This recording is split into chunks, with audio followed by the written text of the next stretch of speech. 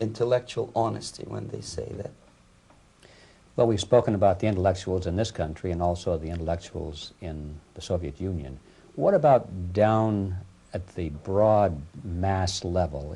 Do the people in general, the working people, the workers in general in the Soviet Union, do they support the system? Do they tolerate it? What is their attitude? Well, average Soviet citizen, if there is such an animal, of course, does not like the system because it hurts, it kills. He may not understand the reasons. He may not have enough information or educational background to understand. But I doubt very much there are many people who are conscientiously supporting the Soviet system. There are not such people in USSR.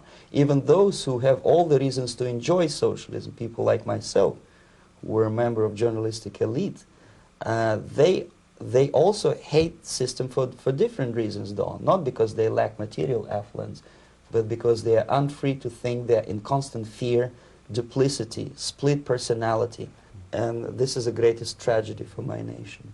Well, what do you think are the chances of the people actually overcoming their system or replacing it? There is a great possibility that system will sooner or later be destroyed from within. There is a self-destructive mechanism built into any socialist or communist or fascist system. Because there is lack of feedback, because the system does not rely upon loyalty of population. But until this Soviet junta is being supported by the Western so-called imperialists, that is, multinational companies, establishments, governments, and let's face it, intellectuals, so-called academia in the United States is famous for supporting the Soviet system. As long as the Soviet junta will keep on receiving credits, money, technology, grain deals, and political recognition from all these traitors of democracy or freedom, there is no hope, there is not much hope for changes in my country, and the system will not collapse by itself simply because it's being nourished by so-called American imperialism. This is the greatest paradox in history of mankind, when capitalist world supports and actively nourishes its own destroyer, destructor. I think you're trying to tell us something in this country. Mm-hmm. I'm trying to tell you that it has to be stopped unless you want to end up in Gulag system and enjoy all the advantages of socialist equality, working for free, catching fleas on your body, sleeping on the planks of plywood in Alaska this time, I guess. Mm-hmm. That's where Americans will belong, unless they will wake up, of course, and force their government to stop aiding Soviet fascism. Mm-hmm. Well, you told us a moment ago why you left the system. I'd like to hear the details of how you did it. It must have been a very dangerous thing. It was not so dangerous, it was crazy. First of all, because defecting in India is virtually impossible, thanks to very strong pressure from the Soviet government. Excuse me, you were in India on assignment at that time? Yes, I was working for the Soviet embassy in New Delhi as a press officer. Mm-hmm.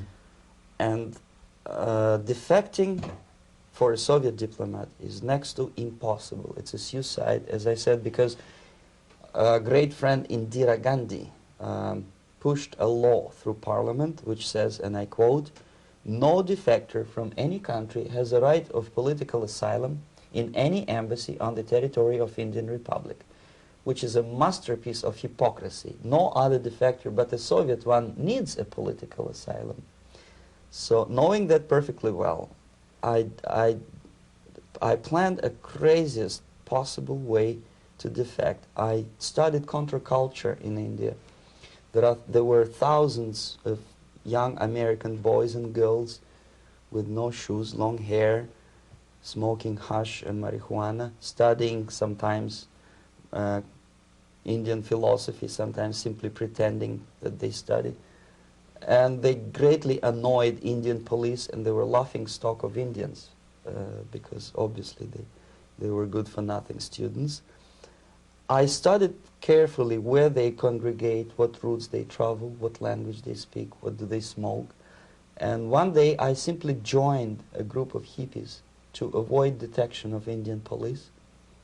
I was dressed as a typical hippie with blue jeans, long kameez shirts with all kind of nice decorations like beads, long hairs. I bought a wig because for several weeks I had to turn myself from a conservative Soviet diplomat into a very progressive American hippie. And that was the only way that I could avoid detection. It was very interesting experience, but it was necessary because from my own knowledge as a member of Soviet embassy staff, I knew that there were many cases when Soviet defectors were betrayed by Indian police, and also some Western embassies played a very dirty role in betraying the Soviet defectors. According to our information, they were some, I wouldn't call them double agents, but simply amoral people working for this for the United States embassy, and confiding in people like this would be a suicide. So I had to be extremely careful. I could not trust anyone, and that was the reason for such a crazy way to defect. Well, had you been caught in the act of trying to get out, what would have happened to you? Oh, most likely I would end up in concentration camp, or depending on the situation and on the whim of some bureaucrat in KGB, maybe even executed. This is normal practice, quietly, of course, not publicly. But that would be the end of my defection, of course. Well, when did you finally make it to the United States? In 1970, after about 6 months of debriefing in Athens by the CIA, and I presume FBI too, they let me go first to Germany, then to Canada. That was my decision. I had to change my identity to protect my family and my friends in USSR. And also I was a little bit paranoid, knowing that both Soviet KGB and probably some double agents within the American system may be after me. So I wanted to settle down as far away as possible. I requested CIA to give me some kind of new identity and just let me go on my own. And I settled in Canada. I was a student.